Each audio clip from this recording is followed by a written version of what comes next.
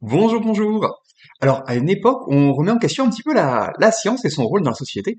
Euh, Souvent, j'ai des élèves qui me disent, moi, je vois pas à quoi ça me sert de faire de la SVT au collège, donc sciences et vie de la Terre pour les parents, la physique-chimie, je vois pas à quoi ça me sert, alors que je n'ai vraiment pas envie de faire, de travailler dans les sciences, de faire des études dans les sciences, etc. Et donc, on voit pas l'intérêt. Pour beaucoup, faire de la biologie, c'est bien pour les gens qui aiment la biologie. Mais à quoi ça va me servir? Et la science, on fait souvent une erreur, à mon sens, c'est qu'on pense que la science, ça nous sert à comprendre mieux, à savoir plus, d'augmenter nos connaissances simplement. Sauf que ça sert à quoi d'augmenter mes connaissances sur, par exemple, comment on reconnaît différents arbres, comment on va distinguer le pin noir du pin sylvestre, du pin parasol, comment on va reconnaître, distinguer le noisetier de châtaignier. Ça peut être utile, mais c'est vrai que dans l'immédiat, pour beaucoup de jeunes et même des adultes, on se demande à quoi ça me sert. Alors, la science, c'est pas uniquement pour comprendre soi, pour comprendre mieux soi-même. La science, ça sert à quoi? Ça sert à comprendre avec les autres. Et ça sert à communiquer avec les autres. Ça sert aussi à décider avec les autres. En fait, la science, elle sert à quoi? Ça sert principalement à se dire comment on trouve des réponses. Et quelles réponses, sur quelles réponses on peut s'appuyer, sur quelle façon de trouver des réponses on peut s'appuyer pour pouvoir prendre des décisions ensemble. Imaginons que je suis dans un endroit un peu paumé, que j'ai besoin de manger, et là je tombe sur un buisson avec des petits fruits rouges.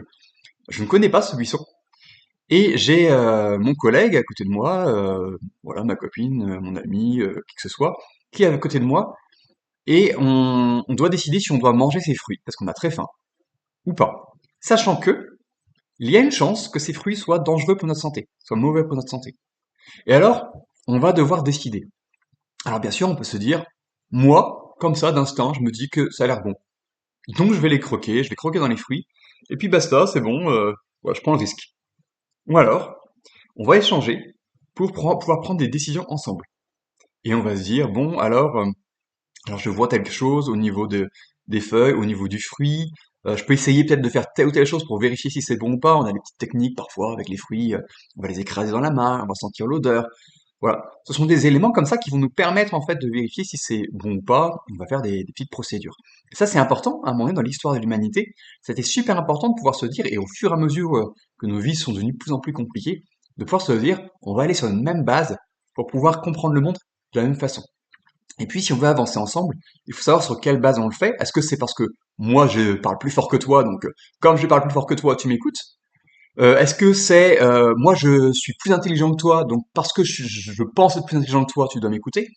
Ou est-ce que on se fixe en fait des critères ensemble, des moyens, qui nous permettent de vérifier l'un et l'autre une théorie, de se dire j'ai une théorie, il y a une hypothèse, et est-ce qu'on a une solution pour pouvoir en discuter ensemble pour voir si elle se tient ou pas?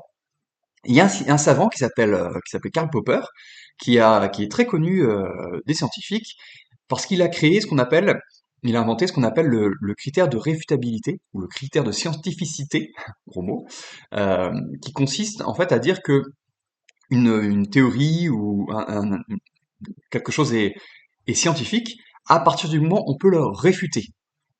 Alors c'est que ça veut dire quoi ça, de pouvoir réfuter une théorie scientifique, une théorie en tout cas? C'est de pouvoir dire à un moment donné, est-ce qu'on peut vérifier, est-ce qu'il y a des moyens de vérifier que c'est vrai ou c'est faux? Si par exemple, moi je vous dis, j'ai vu un fantôme, d'accord?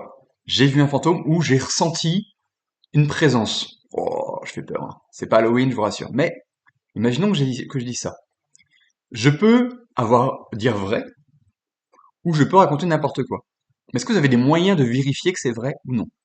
En fait, vous n'avez pas vraiment de moyens de le vérifier. Ça va être de mon point de vue à moi. Il n'y a pas de moyen scientifique, en tout cas actuellement, pour vérifier que ça a été vrai ou pas. Donc en fait, ça va beaucoup compter, dépendre de nos croyances, de si vous croyez aux fantômes, si vous croyez pas, si vous me croyez moi, si vous me croyez pas, etc. Alors que, donc là, on peut pas réfuter. Il n'y a pas de procédure expérimentale qui va me permettre de dire oui ou non. Alors que pour beaucoup d'objets qu'on dit scientifiques, et on va pouvoir le vérifier. Et donc ce qui est important, c'est pas tellement de connaître mes feuilles, d'être capable de reconnaître mes feuilles d'arbre dont je parlais tout à l'heure, avec savoir si c'est un pin sylvestre, un pin noir, un pin parasol ou autre chose, ou un sapin ou quelque chose comme ça. Ce qui va être super important pour moi, c'est de pouvoir me dire quelle démarche je peux avoir pour discuter avec les autres. Et la science, ça sert à ça, à discuter avec les autres, avant tout, et puis pouvoir avancer ensemble, découvrir ensemble, explorer ensemble. Et c'est en ça que la science, c'est super cool. Et je vous encourage les jeunes, et je vous encourage parents et éventuellement professeurs si vous le voyez, à expliquer autour de vous ou à penser à vous-même à l'utilité que ça va avoir pour votre façon de penser.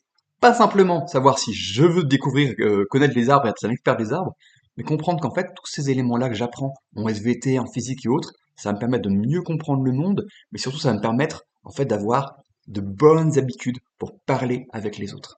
Je vous souhaite une bonne journée et on se dit à bientôt.